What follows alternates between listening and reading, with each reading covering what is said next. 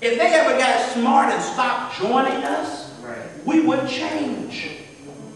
See, some of y'all can throw up your shingle and 300 people show up. Any Deltas in it? Deltas ain't just throw up a shingle. They say, Delta. The Delta and AK be looking at life like this. Okay, we need $150,000 for this project. How many women is that? That's 311. I'm sorry, you're 312. Next time. But see, if only 50 showed up, it was, but see, for some of y'all, the legacy, and by the way, the legacy is deep, not because you did something, but the people before you did something. John Maxwell, speaker who I listen to his tapes all the time, he says something that I now share all the time. People run around going on third base acting like you hit a triple. You going on third base and out foul, acting like you hit a triple. You've been in France 2 months. And will go crazy, because see, when you kneel, you're really crazy. The whole world evolves around. Also, how do you all know people always have to have on their paraphernalia? Recognize this. We won't forget you in the frat or the sorority if you don't wear your stuff all the time. The organization is supposed to be part of you. It's not supposed to define you. It's supposed to be a part of you. It is not supposed to define you. Too often we get in and now the group is defining us. Because you also know that you lost your last name when you joined.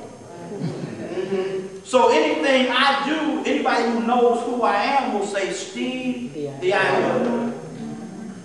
Steve, the former president. I can't do nothing because I become Steve, the past president of Iowa. But knowing that, shouldn't that stop you from acting a fool? One of the reasons that I stayed out of trouble as a kid is I developed an early philosophy of never doing anything to embarrass my mother. She was crazy. Was drunk by 7:30 every morning. But she was still my mother. And I still look just like her. And I learned a whole lot of lessons that I didn't know I was learning at the time. And we all do that, by the way. We all think our parents are crazy, then we wake up one day quoting them. And that's when you know you're starting to grow up. I was talking to one of my daughters when she was a child, and I started quoting my mother, and I just stopped. I'm like, oh, no. I said, Daddy, what's wrong? I said, I sound like your grandma. But think about all them names, all the people who paved the way for you and your organization. Try not to disrespect them. Martin Luther King Jr., the only black man most America know. You swear we had 2 black men, Martin Luther King Jr. and Obama. But how can you do something to embarrass that legacy? Because see, I'm always concerned about the legacy. I wear African clothes which freaks even black folks out. I do. I wear African clothes because life will constantly test you. But without those tests, there are no testimonials. I wear these clothes because anytime life throws something at me, I just touch base with the ancestors. If they survive all the stuff they survived, there's nothing American can throw at me in 2008 I can't handle. We dealt with, we worked from no son to no son, and now I'm appalled that people don't want to work. No son to no son for no money, and I'm appalled we don't want to work. In your organizations, just like in our lives right now, too often we're trying to keep it real. But have you noticed that real became mediocre? Real didn't mean raised up here, real meant way down there. You all say something now that drives me crazy. It is what it is. I'm praying every time. It's not. It's what you made it. Well, you know it is what it is. No, it's not. It's what you made it. And we get caught up in that. We also want, who's the leader of the organization? Any presidents? Hardest job in the world. Because when everybody else is doing wrong, you've got to constantly keep the roadmap on doing right. I had a chapter president call me in the middle of the night almost crying, saying the chapter voted to go inactive. I said, how do you vote to go? Why even have the election?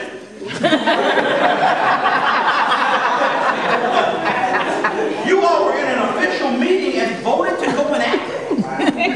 Wow, that's my reaction. Wow.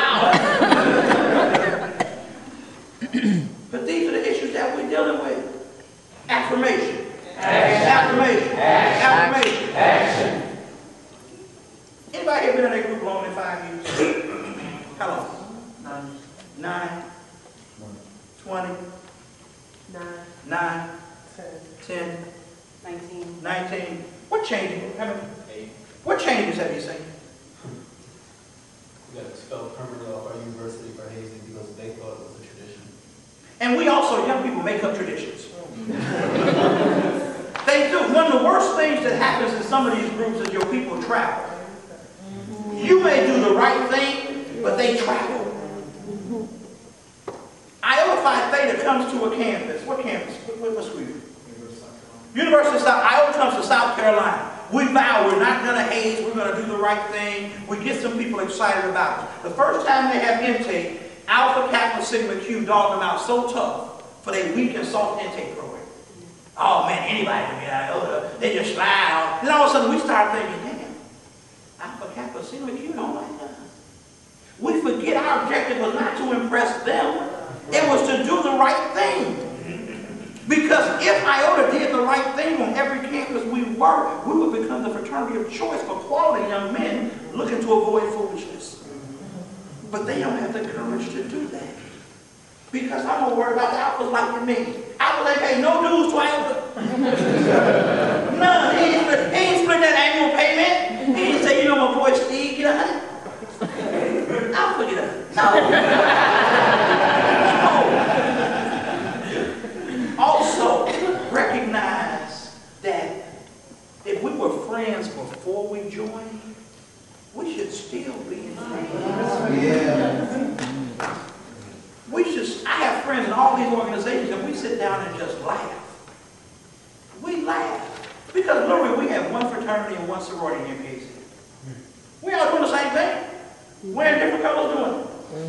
Y'all driving yourselves crazy, those y'all that step and stroll trying to come up with new stuff. All we do is steal from each other. I live in Chicago. I go to where you all at? Yeah. I go to New York and see a step show. I figure nobody in Chicago seen that. Next thing you know, one of your brothers who was there, he's like, man, that's one of our steps. I just go loud up in there. You know? So we all doing the same thing, but we forgot why we do what we do. We're a service organization, some of us. Regardless of what your group was founded to do, though, it has a mission bigger than playing. I don't mind you having fun. Have fun. I'm 50 years old. I'll be 50 in July if I may. Trying to have some fun. I'm looking for fun. Fun not going out, hey, fun, where you been? But recognize you are here for a bigger calling. Because we just caught up in fun. How many of y'all work with MPAC groups? I laugh at MPAC groups because MPAC groups now have turned parties in some place just into a stroll for them. There's no dance anymore. They just stroll around the room. Which is a wonderful job if you can take somebody's money, trick them into thinking they're going to a dance. And all they do is watch you dance around the room. And they never complain and show up week in and week out to do the same thing. Work the hustle. Work the hustle.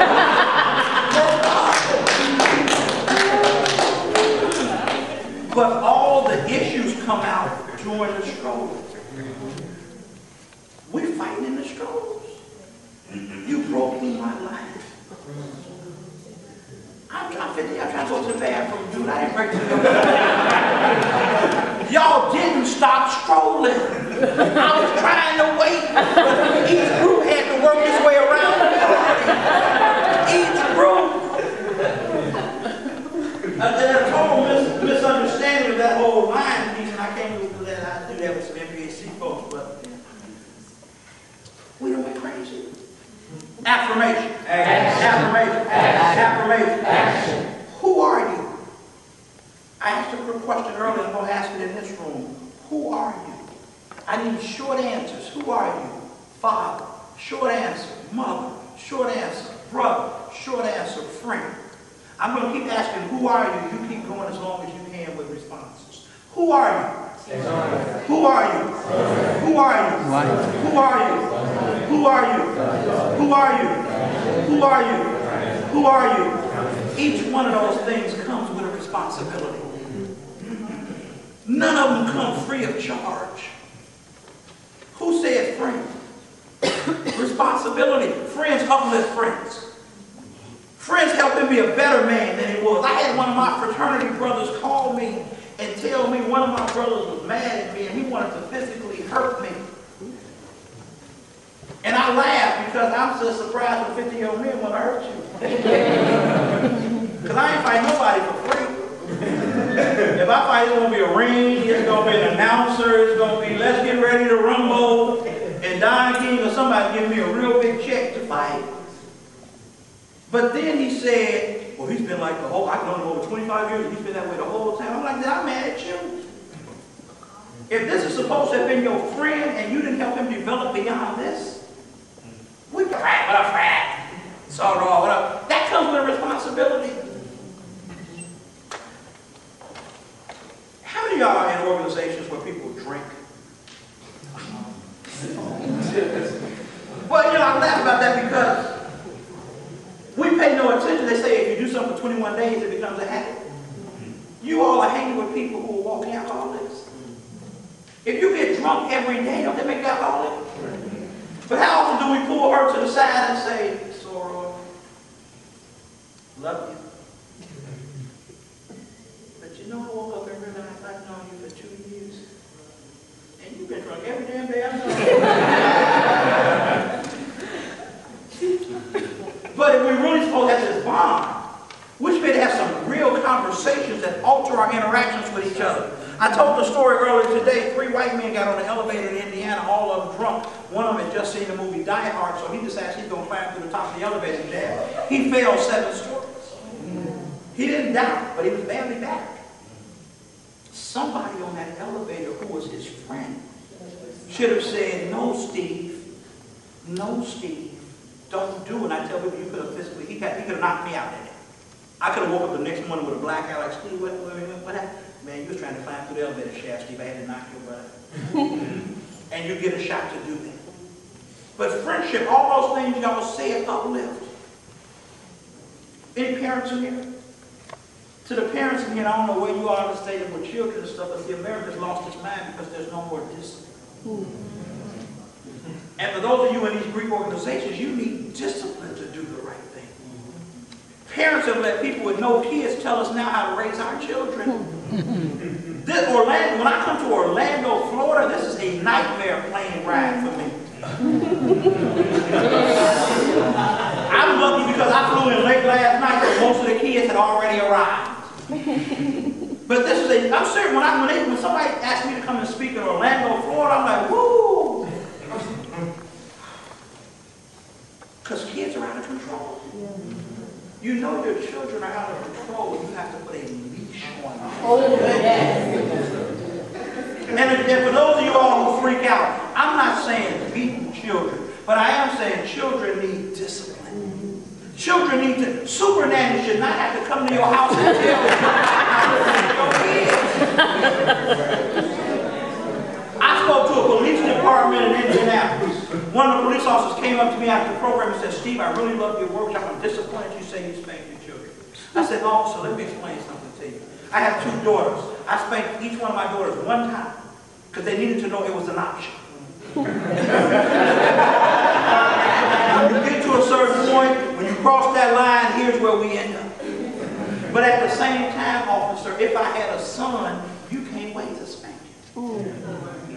Look how you dress. Gun, billy club, mace, taser, self-defense, the law, badge. If fear kept Steve going to school when a lot of my friends weren't, if fear kept me from getting somebody else's daughter when a lot of my friends were, let fear be my children's guide until they're old enough to make their own decisions. Instead, we done turn the whole world over to kids and let kids just run wild. I hear kids saying stuff. One word I never heard kids say when I was growing up, I'm like, no!